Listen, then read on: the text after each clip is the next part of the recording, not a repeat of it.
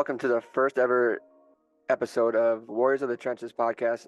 This is a podcast where we're going to interview veterans and see how they interact in their daily lives, what they did, and how they act after being out of service. And today is my very first guest.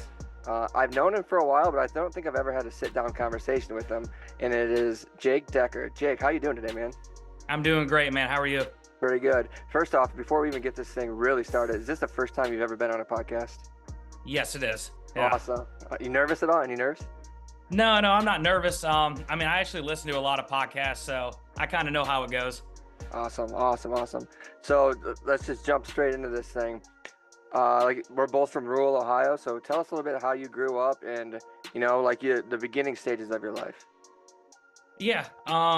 I grew up in the same small towns that you did, man. Same school district and everything in little old Pemberville, Ohio. Middle of nowhere, Ohio, corn stalks, flat cornfields, man. My childhood was pretty good, man. I enjoyed it. Ohio was a great place to grow up.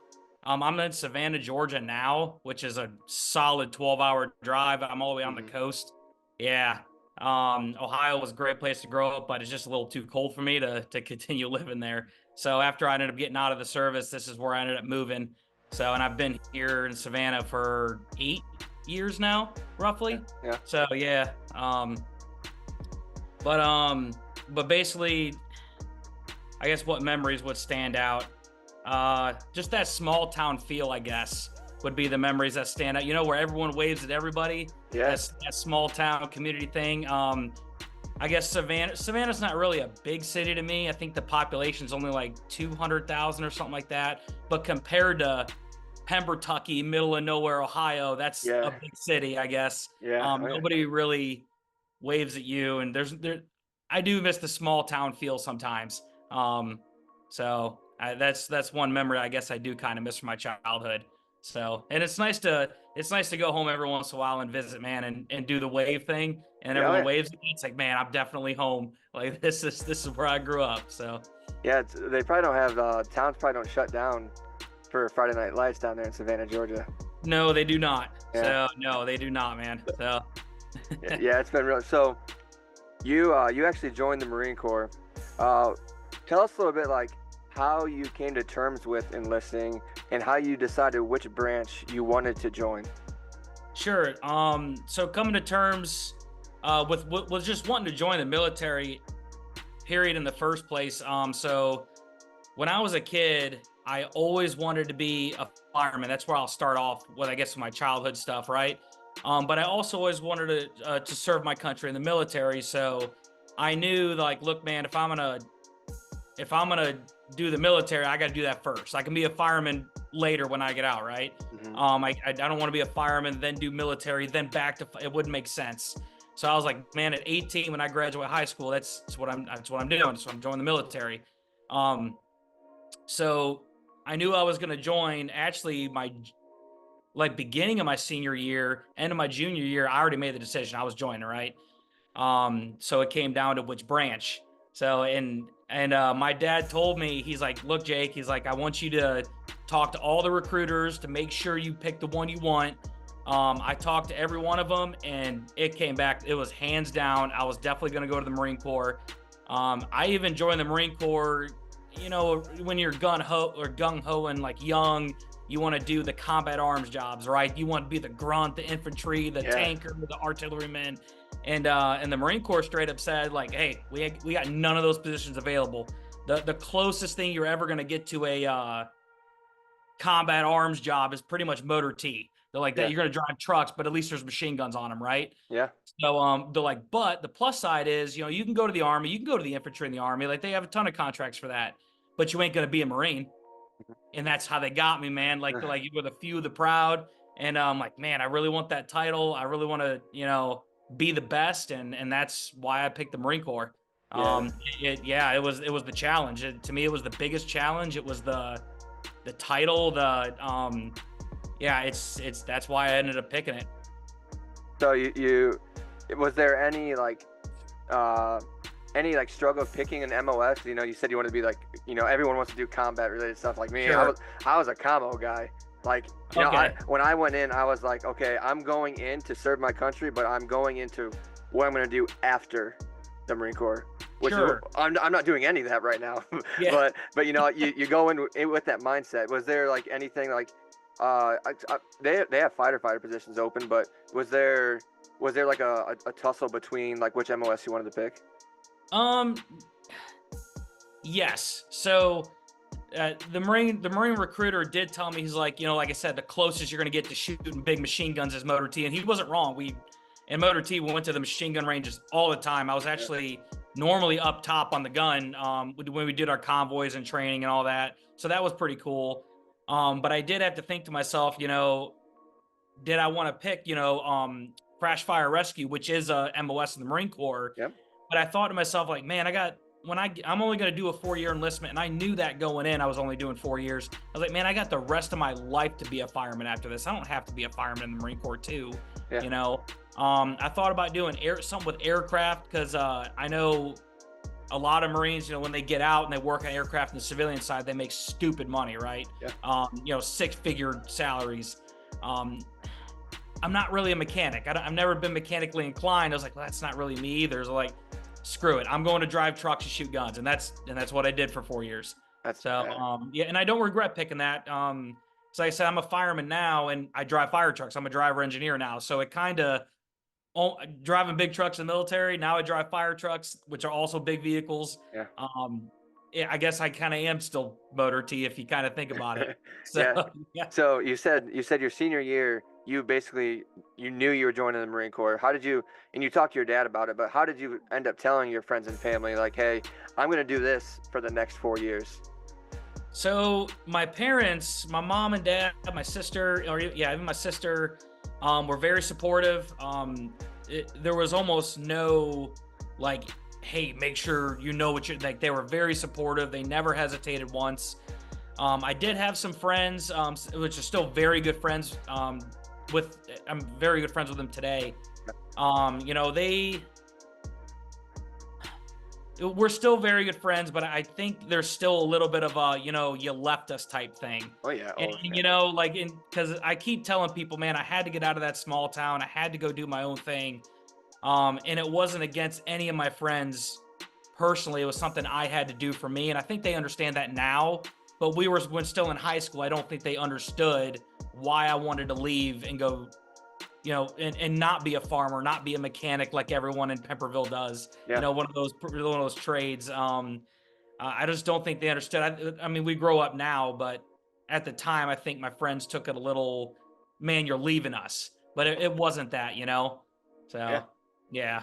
So like, yeah, like you talk about that maturation process, like, hey, you're already matured here. Like, hey, I'm doing this. I'm setting myself up. It's like one of those things. So how did you imagine life in the military compared to what it really was? Because that's always fun. Yeah.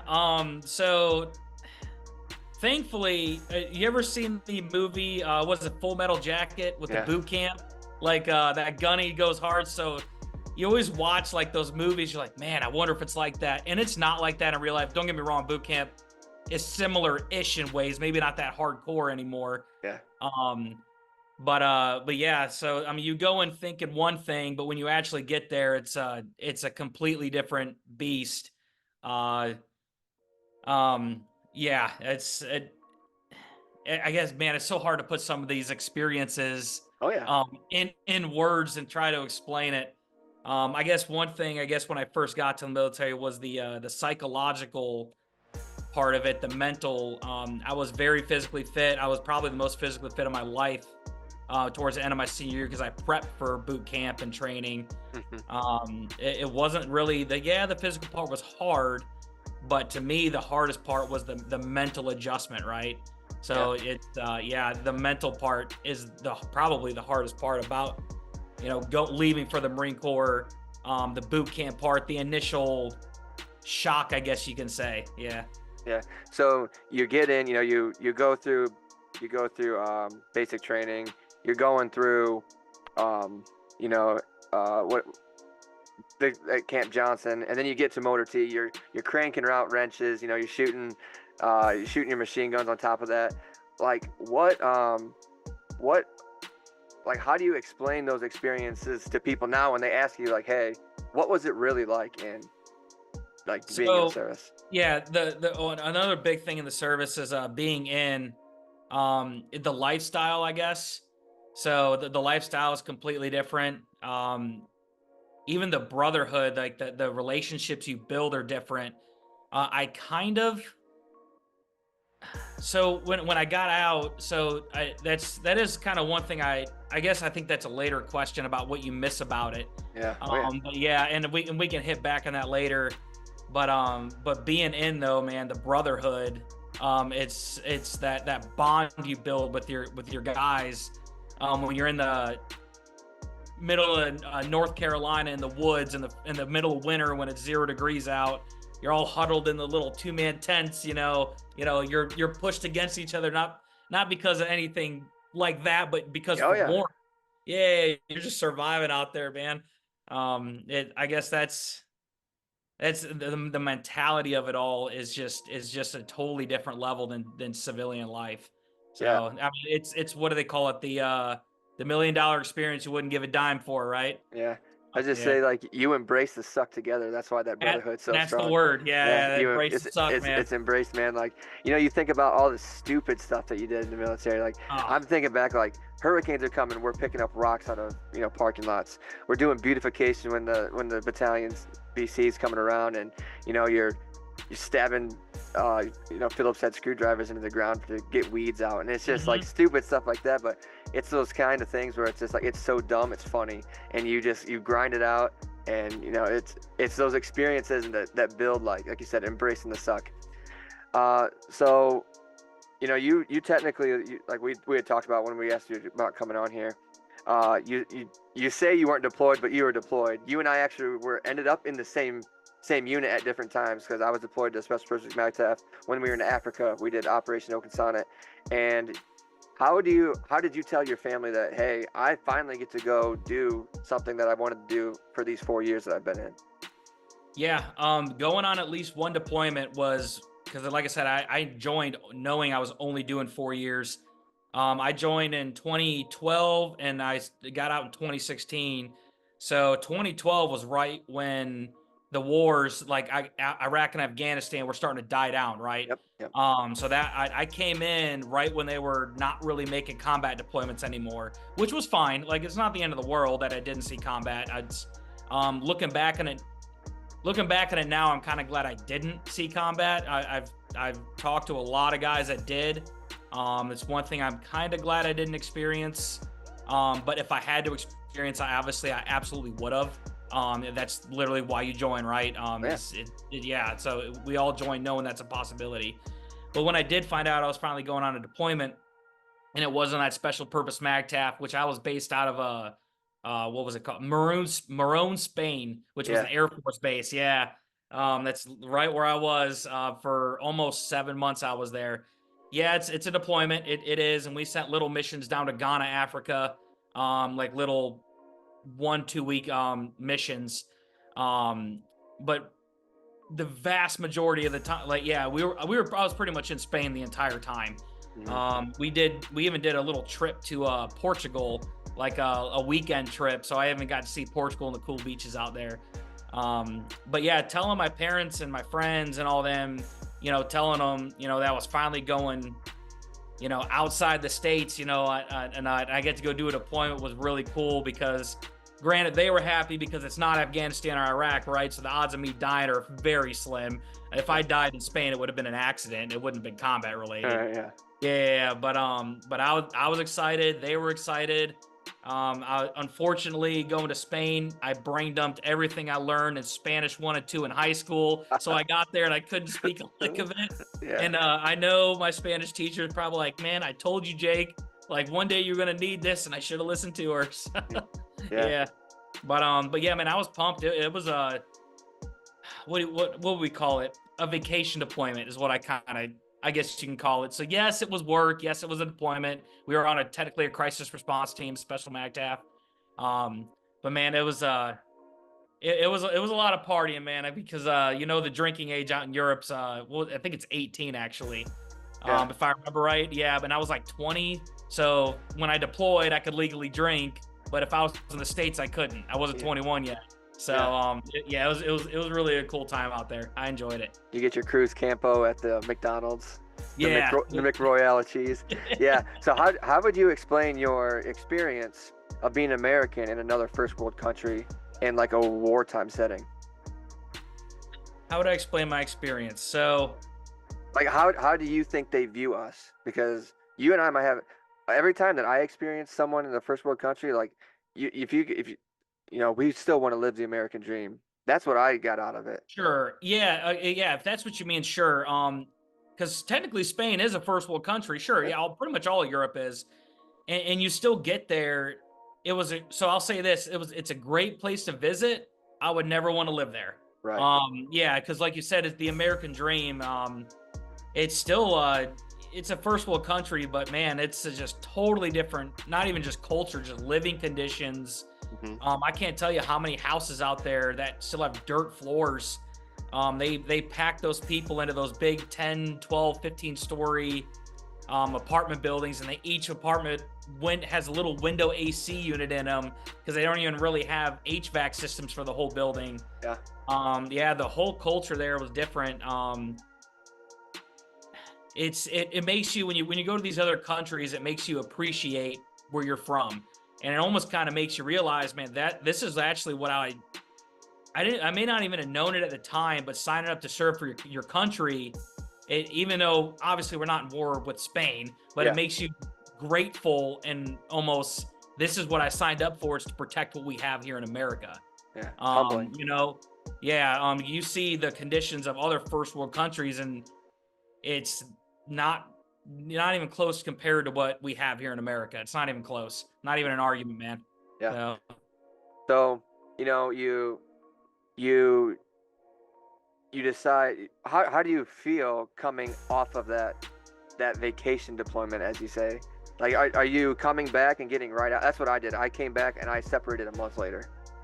okay, so I was like 6 months later. Okay. Yeah, Okay. yeah. So I came back and separated 6 months later.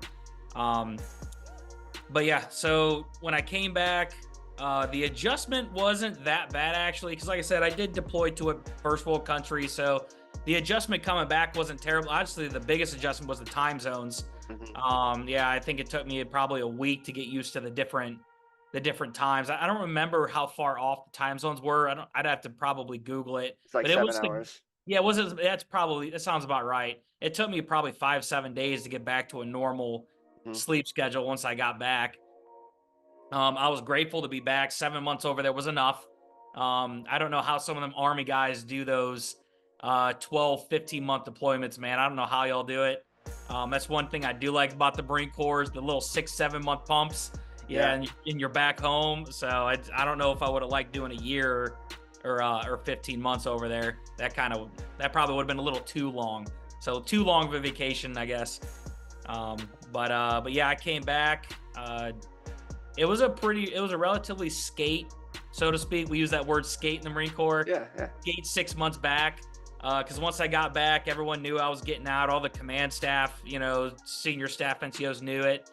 I actually spent I came back, yeah, and about a month later, so my last like 5 months before I EAS'd, they put me up in the licensing, which in motor T licensing, I basically teach a bunch of people how to drive Humvees and 7-ton trucks.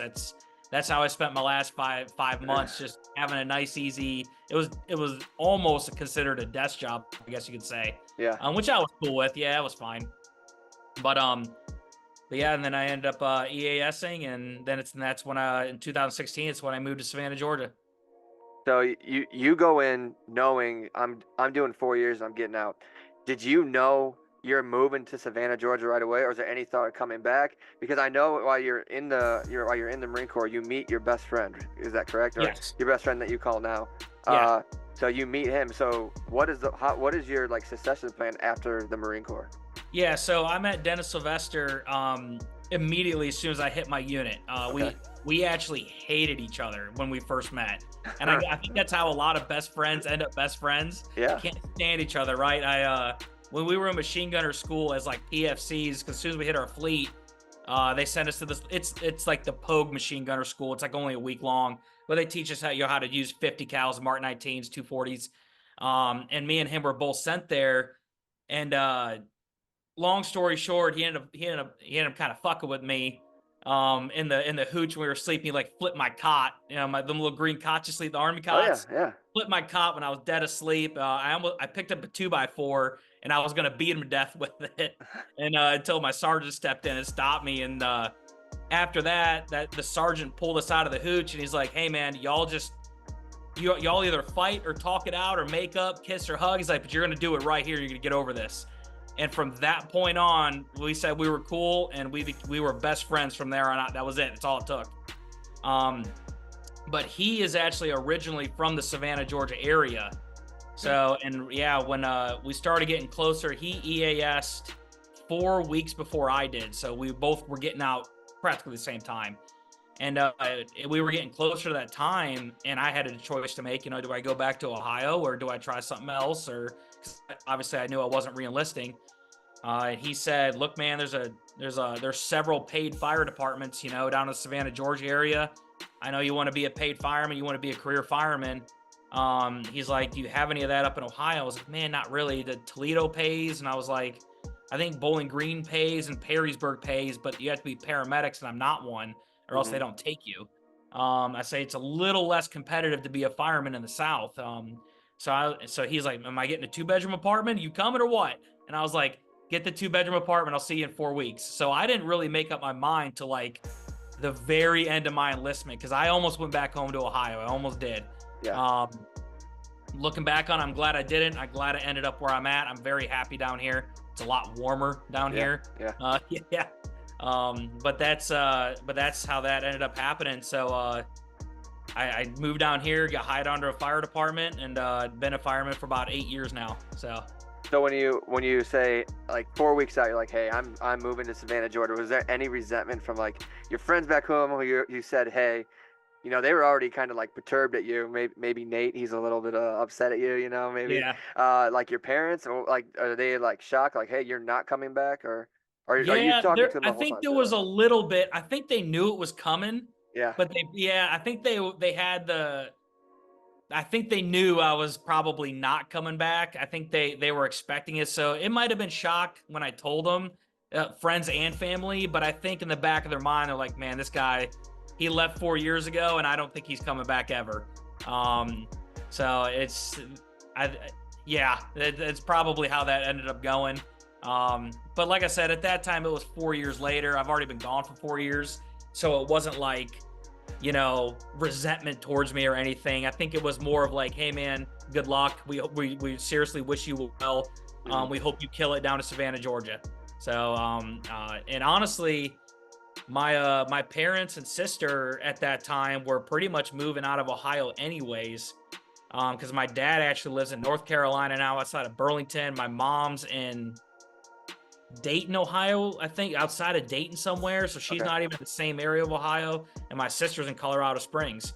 So I guess the whole Decker family, so to speak, we all just kind of Oof. Yeah. scattered across the country. Once I left, it opened the door, everyone else left too. So, but and that's how that one panned out. So like when the succession plan for when someone gets out of the military is like it's super crucial. Like, you know, you'll have like your lifers tell you like, "Hey, you're just nothing but a number to people out there." You know, it's never as good as it is here in the military, and you get that all the time. But it's kind of true. But by the fact of like the support system, and you having Dennis is like huge in huge for you in your support Sure. system. Uh, how did having him help you get through any struggles that you may have had? So you're absolutely right. Not every veteran that gets out, it gets as lucky as I did, right? Or me Mhm. and Dennis, we kind of feed off of each other. Yeah. We literally got out and we were roommates. I mean, we both veterans. We just got out of the Marine Corps. We had a 2-bedroom apartment. That's literally how we started out. That made it significantly easier having a best friend there, you know, and even splitting the rent with another got made it cheaper. So just making that financial transition, When I left the military, I was lucky enough. I had about $8,000 to my name. So, which is it's a decent cushion. Oh yeah, oh yeah. I did okay. I saved all that money when I was on that deployment. Without that $8,000, I don't know if I would have made it, because I burned through pretty quick, because during firefighter recruit training, well, back then in 2016, you weren't paid until you got certified. Okay. So I went like 4 months without a paycheck, which I don't know if I would have survived if I didn't have the $8,000 and if I didn't have a best friend to kind of rely on to help out, you know. Mm-hmm. I know there's a lot of veterans that get out, man, and they don't have that support system, or that don't really have. And I didn't even officially have a job yet when I took the chance. I think I got out of the Marine Corps, and like 4 weeks later, I got the job offer. So technically, there was a 4-week period there where there was no guarantee I was going to be a fireman. And if it got bad enough, I just would have had to go find a job doing anywhere doing anything, which I would have done if push came to shove. But having a best friend, Dennis, there, and me there for him was, I think, it was crucial, I guess, to make that transition into the civilian life. Because I'll be honest, man, we say it all the time, man. We don't know if either of us would have made it without each other, you know. Yeah. So, and that's not to sound like, it's not to make that sound any way like, you know, it just says like best friends, you know what I'm saying? Yeah. We should have been there for each other, yeah. So, and it was crucial. It worked out though, thankfully. So, because it could have just as easily not worked out. So you get out, you go through your fireman's training, you become a firefighter. Now you also have like a woodworking business on the side. Is that correct? Yeah, I used to, Yeah. and I still kind of do it. So I've been a fireman for 8 years, but I actually just recently got licensed as a real estate agent about a year ago. Okay. And I did do woodworking for several years. It was like a little side business. I mainly just made side cash on it. Don't tell the IRS. And it was good side cash. Don't get me wrong. I did pretty good. But you know, it wasn't making me any crazy money. So that's why Dennis got his real estate license first. I ended up getting my real estate license last year, and we actually made a real estate team together. We're brokered under Next Move, but we're a real estate team. Me and him, we call ourselves Deck and Sly Realty for Decker and Sylvester. Yeah. So you just shorten them up, Deck and Sly. We've been called that duo, that name quite a bit. So we just thought it would be a good name for our team. But so I still do the woodworking, but I only make my flags now, like my American flags, you know, your thin red line, thin blue line flags. I only make it for marketing, donations, charity, and clients now. So I actually make no money on those flags. Every flag I make now is donated or given to a client for real estate, or a charity purpose, or for a raffle to raise money for a good cause, or that's what I use my woodworking skills for now. So.